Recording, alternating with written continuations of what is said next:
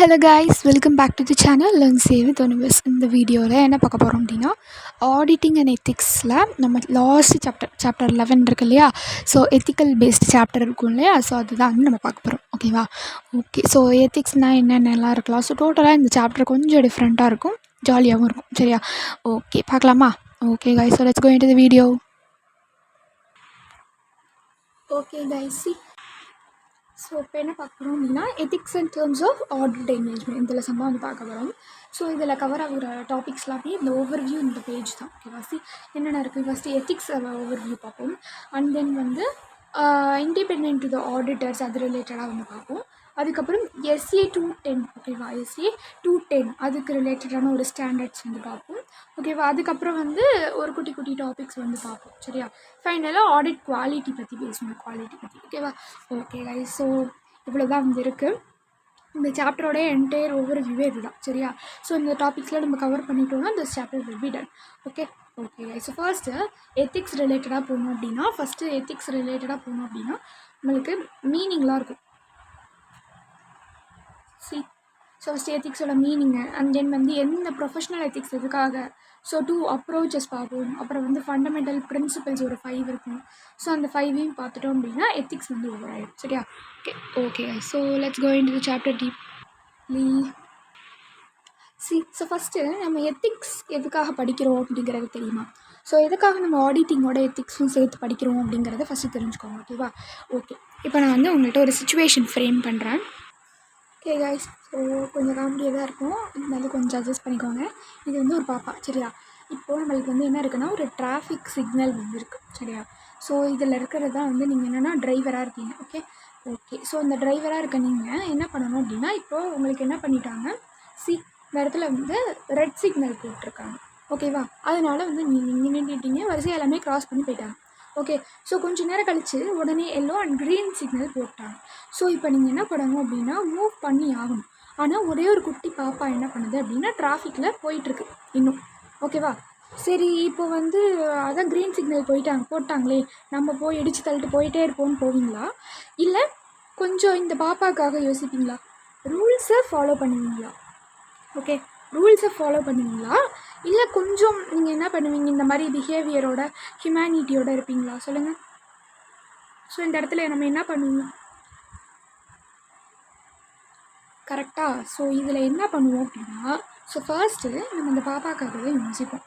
ஓகேவா? ஸோ இந்த ரூல்ஸ் என்ன தான் ரூல்ஸாக இருந்தாலும் இது ஒரு உயிர் இல்லையா, நம்ம இதுக்காக தானே யோசிப்போம். சேம் லைக் தட், அதுக்காக தான் நம்ம என்ன பண்ணுறோம் அப்படின்னா இந்த எத்திக்ஸும் படிக்கிறோம். ஸோ எல்லா டைம்லேயும் நம்மளால் ஆடிட்டிங் ரூல்ஸு சரி, எல்லா டைம்லேயும் நம்மளால் ஆடிட்டிங் ஸ்டாண்டர்ட்ஸாக இருந்தாலும் சரி, எல்லா டைம்லேயும் கரெக்டாக ஸ்ட்ரிக்டாக ஃபாலோ பண்ணிகிட்டே இருக்கணுன்றது நம்மளால் முடியாது. ஸோ சம் சுச்சுவேஷன்ஸில் நம்ம கொஞ்சம் எத்திக்கலாக பிஹேவ் பண்ணால் தான் நம்மளுக்கு கரெக்டாக இருக்கும். இந்த இடத்துல இவங்களுக்கு டிராஃபிக் சிக்னலை வந்து ஃபாலோ பண்ணியிருந்தால் இந்நேரம் என்ன இருக்கும், கரெக்டாக ஃபாலோ பண்ணியிருந்தால் இந்நேரம் என்ன இருக்கும், இந்த பாப்பாவோட உயிருக்கு ஆபத்தாக இருக்கும். So likewise only. So in some situations நம்ம கொஞ்சம் எத்திக்கலாக போகிற வேண்டிய சூழ்நிலை இருக்கும். ஓகேவா? ஸோ அதுக்காக தான் நம்ம என்ன படிக்கிறோம் அப்படின்னா இந்த எத்திக்கல் சாப்டர்ஸ் வந்து படிக்கிறோம். Okay, first ethics meaning. First ஆனது எத்திக்ஸ் மீனிங். எத்திக்ஸ் அப்படிங்கிறது ஒரு ஸ்டேட் ஆஃப் மைண்டு. ஓகேவா? எத்திக்ஸ் அப்படிங்கிறது ஒரு ஸ்டேட் ஆஃப் மைண்ட். எப்படி எத்திக்ஸ் அப்படிங்கிறது ஒரு மாரல் பிரின்சிபல், ஒரு ஸ்டேட் ஆஃப் மைண்டில் க்ரியேட் ஆகிற ஒரு மாரல் பிரின்சிபல். ஸோ அது ஒரு பர்சன் பிஹேவியரை கவனம் ஆகுது, அவங்களுடைய ஆக்டிவிட்டி, கண்டக்ட் பண்ணுற ஆக்டிவிட்டி வந்து கவனம் ஆகுது. ஸோ இதுதான் வந்து என்னென்னா எத்திக்ஸ்ன்னு சொல்கிறாங்க. சரியா? எத்திக்ஸ் எதுக்காக நம்ம படிக்கிறோம் அப்படின்னா, அதுதான் நம்மளுக்கு வழிகாட்டுது, எது கரெக்டு எது தப்பு, எது நல்லது எது கெட்டது அப்படிங்கிறது எதுதான் நம்மளுக்கு வழிகாட்டுது, எத்திக்ஸ் தான் வந்து நம்மளுக்கு வழிகாட்டுது. ஸோ இதான் என்னென்னா எத்திக்ஸோட meaning. So next need for professional ethics.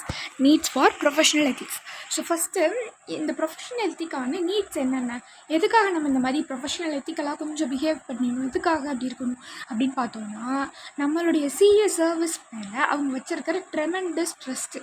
ஓகேவா? ஸோ கஸ்டமர்ஸாக இருக்கட்டும், கிளைண்ட்ஸாக இருக்கட்டும், ஸோ அவங்க வச்சுருக்க ஒரு ட்ரெமெண்டஸான ட்ரஸ்ட்டுக்காக. ஓகேவா? ஃபர்ஸ்ட் திங் என்னது, tremendous trust in service rendered by CA. Next thing responsibility. நம்மளுக்கு வந்து பப்ளிக் மேலே ஒரு ஆர்வம் இருக்குது அப்படின்னு சொல்லி நம்ம இருக்கோம் அப்படிங்கிறதுக்கான ஒரு ரெஸ்பான்சிபிலிட்டி. அடுத்தது இன்டெண்டட் யூசர்ஸ் தெரியும்ல, government, share holders, stack holders, likewise அந்த மாதிரி இன்டெண்டட் யூசர்ஸ். ஸோ அந்த யூசர்ஸோட கான்ஃபிடென்ஸை என்ஹான்ஸ் பண்ணணும், மேம்படுத்தணும் அப்படிங்கிறதுக்காக. ஓகேவா? ஸோ இதை என்ன பண்ணுறாங்க அப்படின்னா ஐசிஐ வந்து நம்மளை ஃபாலோ பண்ண சொல்லி என்ன பண்ணுறாங்க, வற்புறுத்துறாங்க. ஸோ இந்த மாதிரி நம்ம என்ன பண்ணணும், பிரின்சிபல் ஆஃப் எத்திக்ஸோட வந்து நம்ம என்ன பண்ணணும், ப்ராக்டிஸ் பண்ணணும். ஸோ எந்த ஒரு விஷயம் இருந்தாலும் ஒரு கோட் ஆஃப் எத்திக்ஸ் அந்த ப்ரொஃபஷனோட நம்ம என்ன பண்ணணும், ப்ராக்டிஸ் பண்ணணும், சிஏ ப்ரொஃபஷன் அப்படின்னு சொல்லி சொல்கிறாங்க. ஸோ சப்போஸ் நம்ம அதை ஃபாலோ பண்ணலைன்னா என்ன ஆகும், ஃபைன் போடுவாங்க, நம்மளை சஸ்பென்ஷன் பண்ணுவாங்க, மெம்பர்ஷிப்லேருந்து ரிமூவல் பண்ணுவாங்க, அதர் டிசிப்ளினரி ஆக்டிவிட்டீஸ் நம்ம மேலே நடவடிக்கை எடுப்பாங்க. ஓகேவா? ஸோ இதுதான் வந்து என்ன சொல்லியிருக்காங்க, நீட் ஃபார் ப்ரொஃபஷனல் எத்திக்ஸில் வந்து சொல்லியிருக்காங்க. இது எப்படி ஞாபகம் வச்சுக்கலாம்னா ட்ரின்ஸ் அப்படின்னு ஞாபகம் வச்சுக்கோங்க. ஓகேவா? So T for tremendous trust, R for responsibility, I for intended users, அந்த ஐஎன். ஓகேவா? I for intended users and then C, அதுக்கப்புறம் சி இதுதான் வந்து என்னென்னா இந்த அது என்னது ஐசிஐ வந்து கொடுக்குறது. ஓகேவா? ஓகே.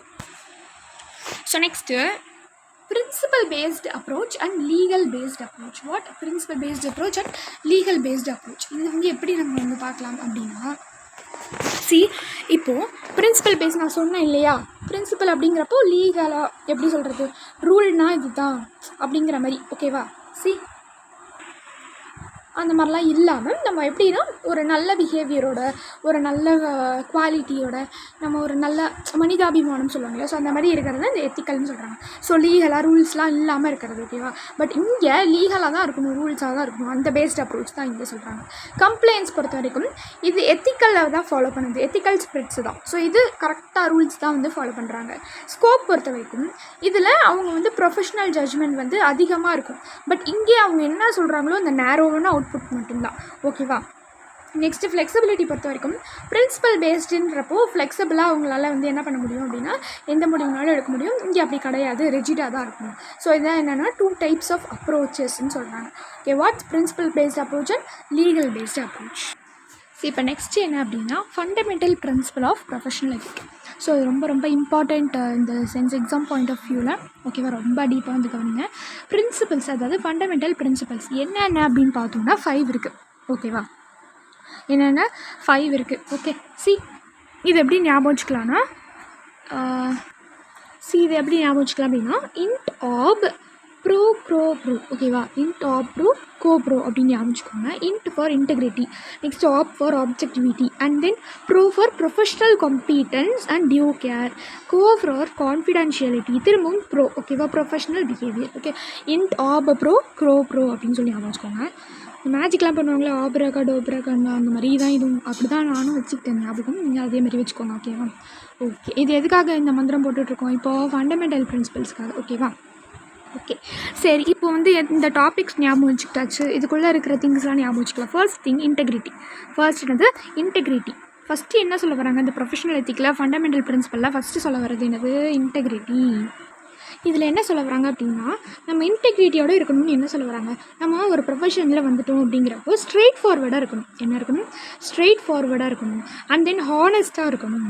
ஓகேவா? ஃபேராக டீல் பண்ணணும், ட்ரூவாக டீல் பண்ணணும் எல்லா கேஸும்.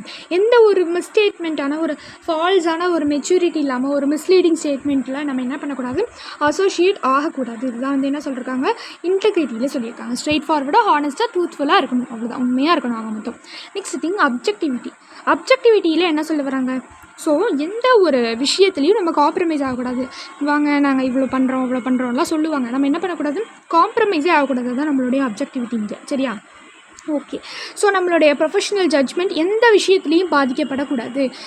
இந்த மாதிரி bias, no conflict, no interest, okay, no undue influence, நம்மளை வச்சு எதுவுமே வந்து அவங்க பண்ண முடியாத மாதிரி தான் நம்ம இருக்கணும். சரியா? ஓகே, நெக்ஸ்ட் வந்து professional competence and due care.